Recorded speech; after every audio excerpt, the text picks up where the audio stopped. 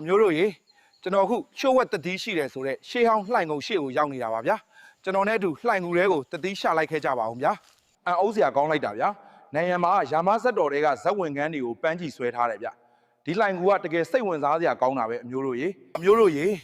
ကျွန်တော်တော့ရှိုးဝက်တတိကိုရှာတွေ့ပြီဗျာဒီထက် organic စစ်တာတော့မရှိတော့ဘူးဗျာတကိုက်လောက်အရင်မြေးကြည့်လိုက်အောင်မယ်ဗျာငါဘယ်ကိုရောက်နေတာလဲ organic တွေငှက်ကြီးကြမိတိုင်းဘယ်ရောက်နေပြီလဲမသိပါဘူးကဲကြပါအောင်ဗျာအမျိုးတို့ရေကျွန်တော်အခုကြောက်နဲ့ပြေးလာလိုက်တာထူးဆန်းတဲ့ဈေးတစ်ခုထဲရောက်လာတယ်ဗျာဒီကလူတွေရဲ့အဝတ်အစားတွေကလည်းထူးဆန်းနေတယ်ဗျာအမျိုးတို့ရေဒီစာရွက်တွေကတေးတာကိုရဖို့လေးတင်မွားကိုဖိတ်တဲ့ဖိတ်စာတွေတဲ့ဗျာကျွန်တော်တော့ယာမဂိတ်ကိုပြန်ရောက်နေပြီထင်ပါတယ်ဗျာဒါတွေငါးလုံးကကျွန်တော်ရှို့ဝက်တတိကိုစားလိုက်လို့ဖြစ်မယ်ဗျာဘာပဲဖြစ်လေးတင်မွဲကိုတော့ကျွန်တော်သွားကြည့်ရမယ်ဗျာကျွန်တော်အခုမြင်းလာကြီးစီးပြီးလေးတင်မွဲကျင်းမမဲ့နေရာကိုသွားနေတာဗျာဟိုမှာခေါင်းဆယ်လုံးနဲ့ဓမော့ဂီရီကိုတွေ့ရလောက်တယ်ဗျာမျိုးတို့ရေလန်တဝက်တော့ရောက်ပြီဗျာကျွန်တော်မြင်းလာကြီးကရေစာလို့ရေတိုက်နေတာပါဗျာ